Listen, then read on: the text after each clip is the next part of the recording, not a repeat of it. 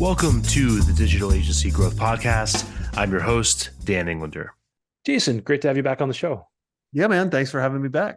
Yeah, it's been probably a couple of years now, and things change fast in the agency space. I don't have a lot of context with other industries, like I've never been a plumber or a lawyer, but it seems like the agency space, things move fast. What's been your experience over the last couple of years? A lot of change, not so much change. What would you say?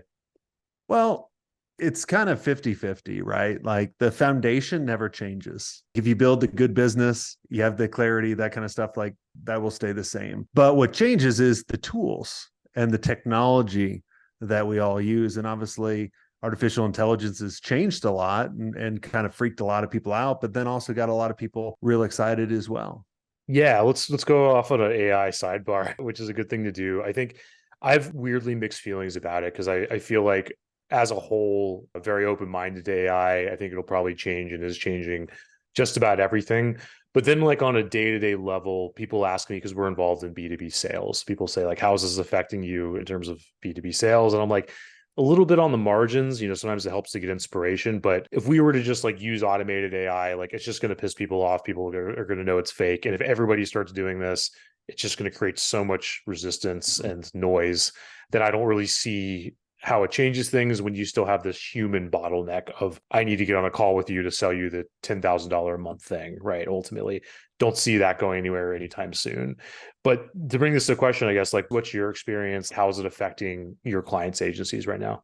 It's giving them a level up, I believe, right? Like when AI really started getting some momentum, a lot of people were like, oh, it's going to replace agencies. And I'm like, no, people that use AI will replace agencies. And there's a lot of ways, like think about agencies are designed to solve problems. And the bigger the problem and the faster you can solve that problem, the more money you're going to make. Well, doesn't AI allow you to do that? Like, for example, most people are using AI just to brainstorm and they're just kind of touching the surface of it. And a lot of people are using it the wrong way too. They're trying to totally replace everything. Like, for example, they'll record a podcast like this and say, create 100 different variations and micro content. And then it's all kind of crap, right? Versus kind of really being specific, going, I want you to transcribe this. Give me kind of the Cliff Note version of what this is. Help me with the headline, help me with the bullet point, and like directing it. Now, AI will keep getting better and better. Like to your point, when you were saying, well, is AI going to sell people? Eventually it will. It will actually be better than us, and you won't even know it. Like, think about when you're watching the news or you see any of your social feed, and you'll think about whichever person you don't like the political figure you don't like, and then it shows them kind of mumbling or whatever it is. You have no idea if it's real or not because AI is so good at that. That's what I worry about a little bit. And I think there's one scenario where it does take over everything and so on. There's another where I wonder, do people just check out more? And there's one argument that's like, if you look at the numbers of the amount of activity, active users and all this stuff, apparently it's going down, in places like Facebook. I'm sure there's exceptions to that. There's platforms that are doing better than others, but that's kind of what I wonder about. I guess without going too far into that, to hopefully keep things like more actionable for people, can you get into that more, like to make this more like the Tim Ferriss show, where he's like, what are those tools? Like, what are the tools you see people using? Like, how are people using them, and how is that playing out on the AI side? Well, ChatGPT is probably the most well-known one that Yeah. everyone's using. But then you can connect that to all these other amazing tools like Canva, or you can link it to, like, I've been telling my 17-year-old, like, it's amazing, like in school, Yeah. the high school's like, do not use AI. I'm like, your school's an idiot because you need to get prepared. It's all about like, how can you be resourceful and how can you get ahead of it? I'm like, here's how I use this tool. Like I'll say, hey, watch this video and give me a summary. So then I don't have to watch an hour-long video, or read this book, read this pilot operating handbook and tell me where is what I'm looking for in this, right? And it can literally put me right there. So it saves us time, which is our most valuable asset. It's sort of like this new habit you have to form, this like switch you have to turn on in your brain to recognize all the use cases like throughout your everyday life. And it is, I'm not downplaying any of that. It is tremendously useful. Like we're budgeting for a team retreat and I started like Googling stuff. How much do tickets cost right now to fly people from here to there? And it's like, oh, chat can just do all of this, you know? Exactly. So it's a switch you have to turn on in your head, and I think it's just going to keep expanding from there. I think tied to that, so you've had your consultancy, you've worked with a lot of agency owners. How long have you had it, and we're like roughly how many agencies have you worked with at this point, just to give people context? So we're almost a decade old for Mhm. this consultancy where we help agency owners. So I can't believe it. Yeah. It's crazy how long ago we started. We've worked with over 10,000 agencies in the past decade. And then we've even 3 years ago, we started another agency up with a number of different people where we've been buying agencies. So we bought 9 agencies as well. And so it's just, I can't get out of this market. Yeah, it's a big market. It's a very deep well, and it's one of those things where the further I go into it, the more I learn, and the deeper it goes, right? And I guess one question I have with that, so after working with 10,000 agencies approximately over 10 years, what's changed about what the agency owners want? Like when you were working with a cohort from 10 years ago, how did their wants, desires compare to now? I don't think it's changed much. Think Yeah. about most agency owners are accidental. They knew how to do something cool. Someone offered money and they're off to the races. And then they didn't really have that clarity of where they're going for a number of different years, right? And then they started going, well, I really want to own the business rather than it owning me. And I want to be able to build an asset where I can actually eventually have the option to sell it. Or, and maybe the one, and no, well, this hasn't changed in 10 years either. Like I look at, there's a couple scenarios to exit or for your goal for your agency. You can sell it to your team. You can sell it to an outside person. You can build it as a lifestyle business, or you can create it as an incubator agency, right? Where you're building other things, you're building technology, and you're using your agency like kind of like VaynerMedia does to build all those different brands. I don't really think that's changed. Is there one of those that you feel like has more opportunity or is more viable now than in the past? Well, I think the lifestyle one, and let me kind of point that out a little bit. Most people think of lifestyle business, you can't, it's not an asset. It's all built around you. Isn't every business you build, shouldn't it be built around you? I mean, why not? A lifestyle business can be profitable and can be sold. You just need to make sure you're doing 4 or 5 roles where you transform from an owner to a CEO, right? Like the first one, set the vision of where you're going and communicate it to your team. You should coach and mentor your leadership team is number 2. Number 3, you should be the face of the organization. 4, understand the financials. And maybe 5, build strategic partnerships. That makes sense. Definitely agree with that. And if you don't mind me kind of focusing on this on you a little bit, like how do you feel about that for your own business in terms of making it saleable with your face over everything and it being called Jason Swank and so on? If that's even Yep. something you're thinking about, regardless of that, I guess. Oh, yeah. Well, definitely. I mean, that's kind of why 2 years ago we started creating it as Agency Mastery 360 Mhm. and Jason Swank and branding everyone else, right? Yeah. So you do have the option to sell. I've had many people come to us in order to buy us, and we basically turned them down. We're like, we still have a lot of work to do. We still really love doing this, right? Like, I only think people should sell for a couple of reasons. If you need the money, if you don't enjoy it anymore, and also to make sure, and this is the mistake I made when I sold the first agency, I didn't know exactly what I wanted to do next. Yeah. Like have a plan. Like it's not just sit on the beach and do nothing. I can promise you if you've put a lot of work into the past years to build your agency up to get to a point to sell it, you're not that one to sit around and do nothing. Right. That makes sense. I guess to go back to the other thing you mentioned, which is that you've bought 9 agencies now. Can you talk more about that? What sorts of agencies are the people you're working with looking to buy, and when does it make sense to think about acquiring? Let me kind of go over, I guess, 8 elements or must have that an agency has to have. I think that would probably benefit a lot of people because then they'd start switching, a little of how they operate. The first element really it goes back to the first thing is where are they going? What's the vision, right? Do they have a vision of where they're actually going, who they want to work with, what do they want to do, and does their team understand the vision? That's kind of the first part. Second part is really how are you generating business? Because think about as a buyer, we're trying to de-risk when we buy. So if you only have one channel and referrals aren't scalable, that's not a channel. It's very risky, especially if the owner goes away. And you want to have multiple channels. So I look at it as we want 3 channels, because if one goes away, we still got 2, right? So you want an inbound channel, you want an outbound channel, and you want a strategic partnership channel. So you can kind of build that.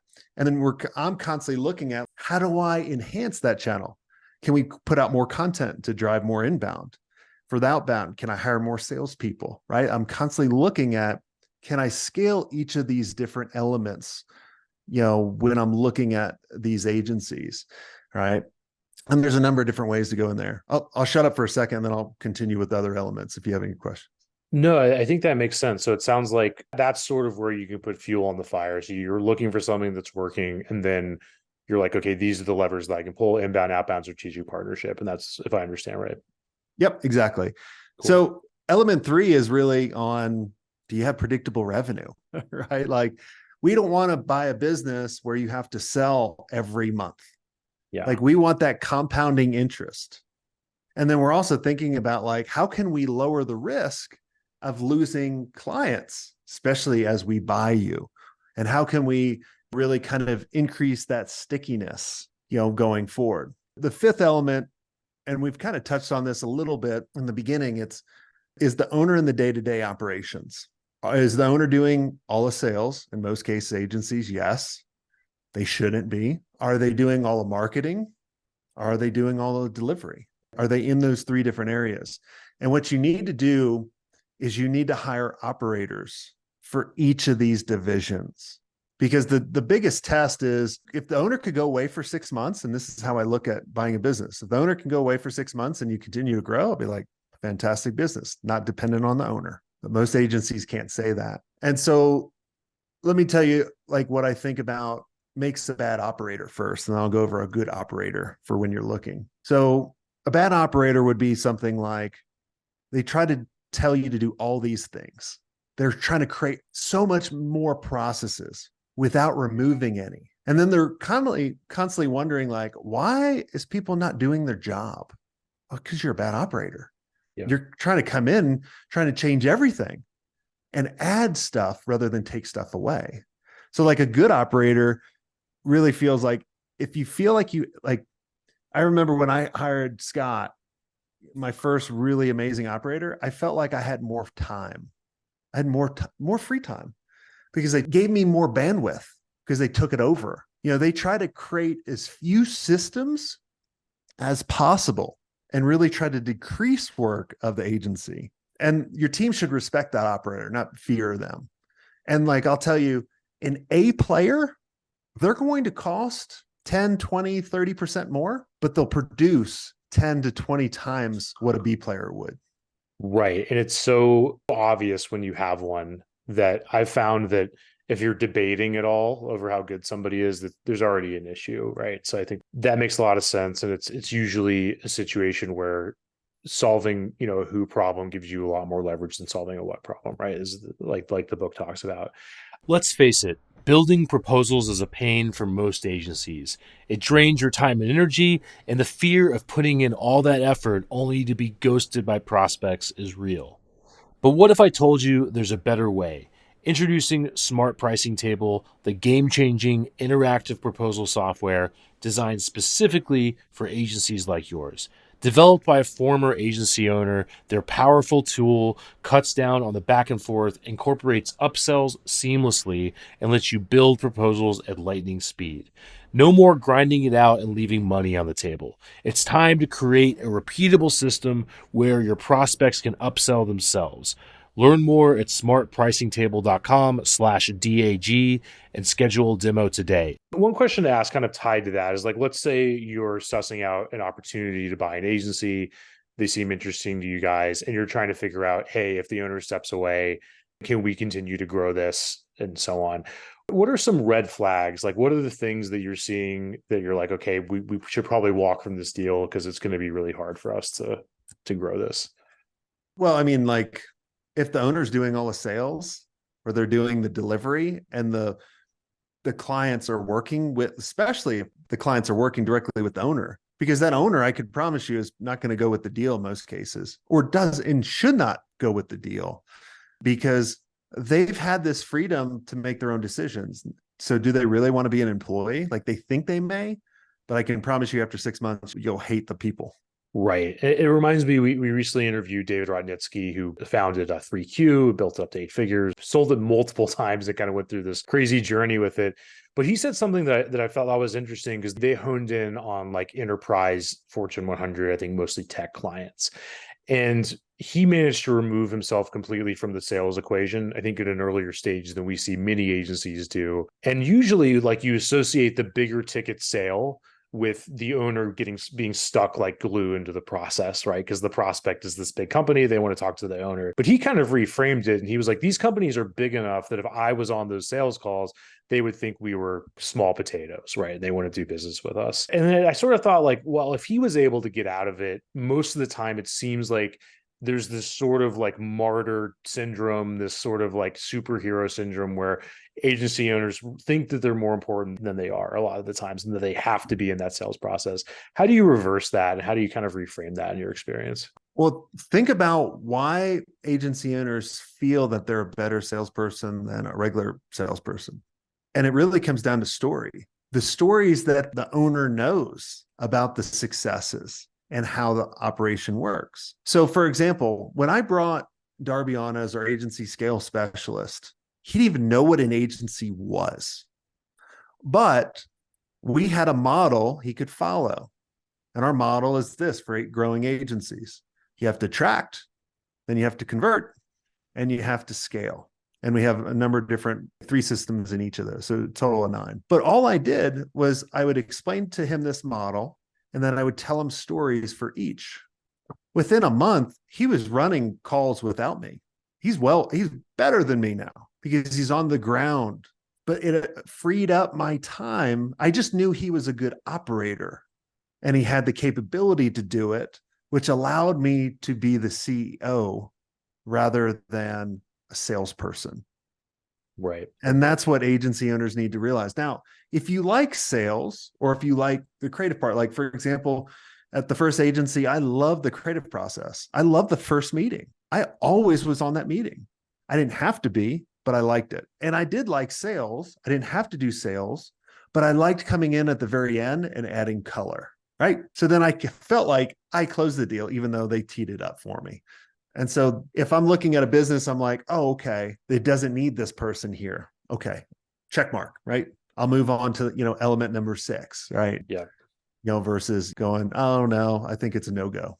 Yeah, that makes sense. And I think you sort of talked about sales and the kind of shift gears towards that a little bit. What we hear a lot of now is, hey, things are taking forever to close. People are dragging on, deals are dragging on, especially this year. It seems like more than usual. And everybody's sort of like, is this just me? Is looking for these kind of macro explanations to things, when usually it's not really macro. It's like, there's things you probably could have done to make this move along better. Can you talk about that a little bit? Like, how do agency owners inject time and indecision into the process? About teeing it up in the very beginning, the first way. And really, it's kind of about structuring your offer. So I have this thing I call offering ladder. And most agencies or most service-based businesses, they pitch marriage right off the bat. They pitch the retainer, the core service. And I think that's a mistake, because what it's doing is it's adding risk. The more risk, it's going to take a longer decision to make sure, like, I'm going to do my due diligence. But how do I take that risk out? And it's this thing I call the foot in the door offer. And a lot of people do this the wrong way. Some people are like, oh yeah, I charge for this bullshit report. And then I present that to them. I'm like, no. You have to develop a foot in the door where you work with them. So, like, for example, I would say, Dan, I certainly understand your lead generation problem that you're having right now. What I suggest is, let's do a lead generation blueprint where I'm going to get together with you for an hour. We're going to look at what you're doing now, and then we're going to build out a plan together. Now, there's 3 possible outcomes, Dan, of this blueprint that we'll do together. 1, you'll love the plan, you go execute it yourself. If that's the case, I wish you luck. Number 2, you'll love the plan and you want our help. That's the most common. Number 3, you don't like the plan. Certainly understand. I'll give you your money back, so there's nothing for you to lose. I literally took out all the risk. I can literally close that person right then and there. If I understand, if I started overcoming objections, if I put aside kind of the bullshit put offs that they do, right? Like I'm setting it up, be like, it's not risky. Yeah, that makes a lot of sense. And I think getting to there takes some foundation, and I think we both talk a lot about niching, and I kind of want to steer towards that because sometimes people will start developing an offer or collateral or all this content and spin their wheels. Nobody sees it or it doesn't resonate because there's too much indecision about who they've worked with. Where I kind of like to go with that is we all know that people need to niche to some degree. But why do you think it's so hard? And for these agencies that it all, I mean, this is kind of a dumb metaphor, but it almost reminds me of like addiction or something where it's like, everybody knows it. They all admit that they know it, but it's so hard for people to stop doing the same thing. Like, what do you think gets in people's way? The biggest misconception when you niche down is thinking you can't take on work outside of that work. When you niche down, you're only marketing to that niche, right? And then you're like, oh, I'm going to lose all my clients. And you don't have to. And here's the other misconception. They think they have to fire their clients, or they think their clients are going to leave. Your clients are not paying attention to you. They're not looking at your reports. I can promise you they're not looking at your marketing. They're not worried about it. Okay. So you're not going to lose anything there. But you are losing people that go to your website and going, you're a Me Too agency, you're a Me Too business. You're not helping us out. But if you can speak to their biggest challenge, going back to what we started talking in the very beginning, people are looking for you to solve their biggest challenge the fastest. That's it. Yeah. So do you think you can solve their biggest challenge the fastest if you have specialization? I'm not going to go to a general practitioner doctor if I'm having a heart attack. If that's the only person there, I will. But if I have options, I'll be like, I'm going to the cardiologist. And I'm not only going to go to a cardiologist, I'm going to go to the best. So that's how your prospects are thinking. Yeah, and it's interesting because we kind of approach this issue from an outreach perspective, because we're taking out over the outbound functionality and that sort of thing.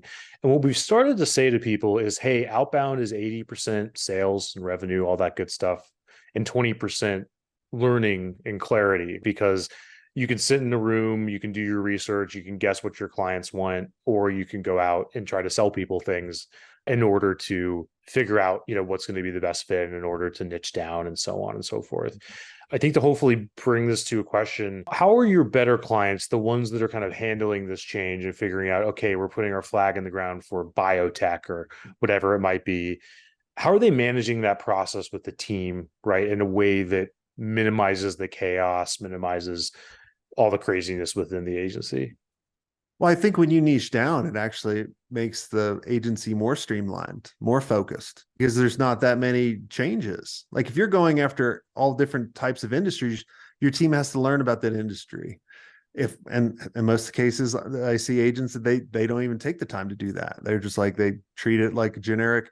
That's why everyone looks the same.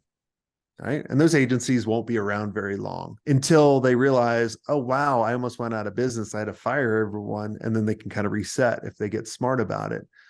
So it just makes everything easier. Like think about when Facebook came out. I hate Facebook, but they're brilliant when they came out. They didn't come out for everyone competing against MySpace. They came out for Harvard students and then Ivy League students and then colleges and then high schools and then all the other crap. Right. And they just kept building upon their niche. And agencies can do that. But the thing most people are doing wrong is they look at the biggest agencies and going, well, they're going after 8 different niches. Yeah, but they didn't start there. Right. They got manufacturing and then they went to biotech. And then they had people that lead, that act as mini CEOs for each department. Yeah, I think that's a really good point. I think tied to that is the whole, and this just ties to I guess, anything, to looking on from the outside, looking in on anything, is you don't know how well it's going, right? I can't tell you how many conversations I've had with agencies, big agencies that are covering all sorts of niches. And there's probably smaller agencies looking at them being like, look at these guys that are in 5 different places. And then I talk to them and it's a freak show. They have like 4 great clients and then everything else is a mess and so on that needs to be cleaned up. So exactly. Yeah, I think that makes a lot of sense. Kind of complete subject change, but I think it ties into everything else, back to the who over what decisions. How are your better clients thinking about hiring? What does their process look like and what are you recommending? Well, they're looking for the operators, right? Kind of those different things. But I think they're looking for two who's. Who do we need to hire and who do we need to become? And so when I say who do we need to become, that's the most important, because agencies that stall out or plateau, it's because of the owner. You've taken it as high as you could at your current capacity right now. And so when I sold the first agency, we got to 13 million. I thought, at the time that was the big one. And looking back, I was like, oh man, I've come so far from there. I could have taken it up another level. I needed to be like, who do I need to become in order to 10x that business? Yeah. 100x that business, right? Like Elon Musk didn't start out being Elon Musk today.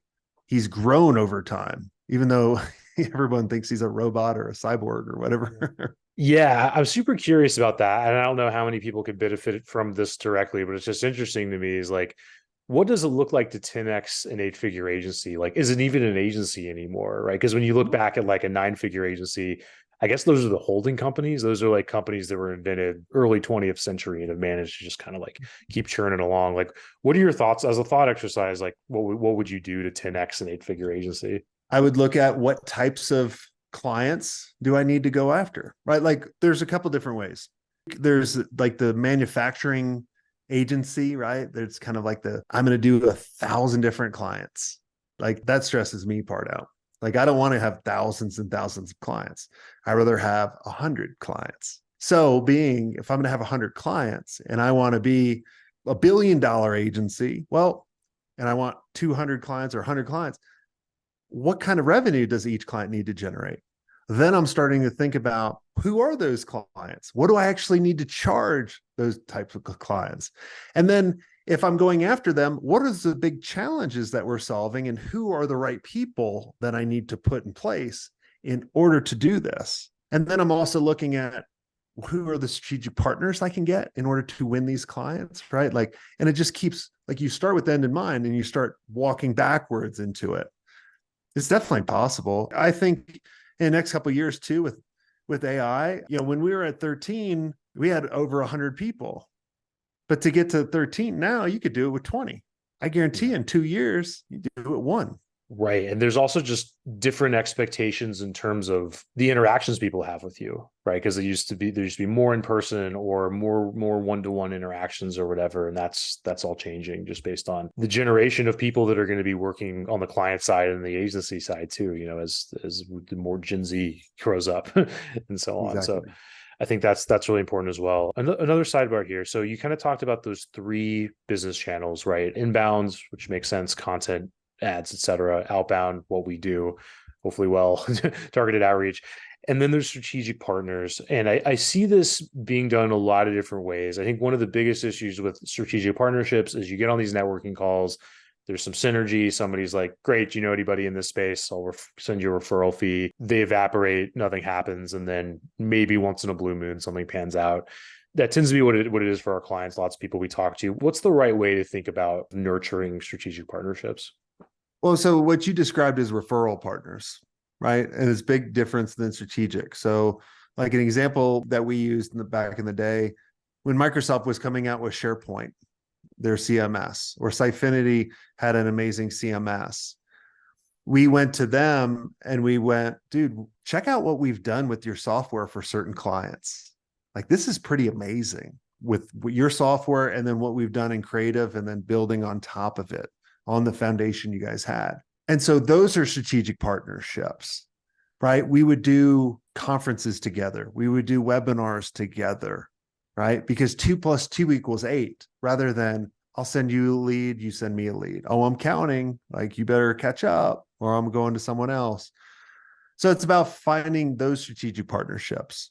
Who's going after your audience that's not competing? And sometimes it could be competing. Like we've had many agency members in the mastermind. One in particular went after, he did SEO for attorneys, personal injury attorneys to be exact. And so his strategic partnerships were with other agencies in the mastermind that went after lawyers, but maybe they did pay-per-click, right? So now they can do some co-marketing together, or maybe they do design, or maybe they do it for other different types of lawyers, right? Like, so there's all kinds of different strategic partnerships you can create outside of just referrals. Yeah, and what I think is sort of interesting about those sorts of new business opportunities is that they take sort of more patience and discipline in order to get that leverage. It almost feels like a tortoise versus hare sort of deal, because it's so much easier to just be like, I need to get back to this prospect. I've got this proposal over here. I can go reach out to this person, got to keep up with those habits. And I think the hard thing about it is it's a fine line because you have to do all that stuff too, but you also have to have enough time for everything else. I guess it's kind of like the Eisenhower matrix, important, not urgent. Any thoughts on that? Yeah, I mean, everything you have to have patience. If you're making short-term decisions that you think will help long-term, you're screwed. You got to think 5 years out rather than 1 week, 1 month. Yeah, that makes sense. And with that in mind, can you talk about the meta on planning? Like when you're thinking about building long-term plans with your clients, like what's the exercise and how are they going through it? Well, you got to think of the end game, or what do you want to have the option to? Most people that join our mastermind, they're thinking, I want to remove the agency challenges, or most of them, and create an asset. Okay, cool. What's the end goal? Are you trying to sell it one day? Do you want to stop doing certain things in the agency? Like, what is it? And then let's design that around, everything that you want. So if you want to have, like, for example, I only work maybe 6 to 10 hours a week. Now, there's a lot of people on Instagram and on social that talk all about that, and they're 20 years old. But what they don't know is the 20 years of grind that we've put in order to get to that point. The lessons, like the missing Christmases, missing birthdays, all that kind of stuff, because you have to grind in the very beginning. And so, but I was looking at that and I was reinvesting everything in the business rather than going to buy a stupid car that I'm leasing forever just to look hot on, social media like some of these people do.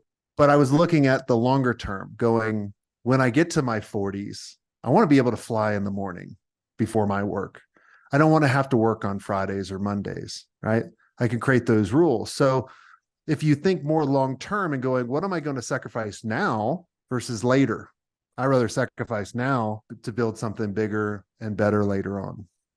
Yeah, it kind of reminds me of, did you ever hear like the Picasso story about Picasso drawing the scribble at the restaurant? Mm-mm. It might be apocryphal. I think it was Picasso's in a restaurant and he's finishing up a lunch and he's scribbled some art on a napkin, and then he gets up to leave the table, goes and starts to throw it in the trash can or rip it up or whatever. It's, some lady at a adjacent table is like, hey, can I have that? You're Picasso. Can I have your art? You're just going to throw it away anyway. And he's like, sure, that'll be $20,000 or whatever amount he said. And then she's like, well, why? That just took you like 5 seconds. And he said, no, this took me 50 years. Exactly. No, that's good stuff. I think that's a great note to end on, Jason. And with that, what are you excited about? What are you working on over the next few months? I'm excited about the book coming out. The book's called The Agency Playbook to Attracting and Converting Your Perfect Agency Client. And it really breaks down helping you out with your offer, has a great resources for deciding your niche, figuring out your foot in the door, what you should pay your salesperson, and all the sales process throughout that. So I'm real excited about that. That's awesome, man. Do you have a release date yet or something you talk about? It's going to be January 1st. January 1st. And we'll get all that linked up. Hopefully this is coming live pretty close to that date. And we'd love to get you back on, Jason, and we'll talk more before long. Thank you, sir. Perfect. Thanks for having me.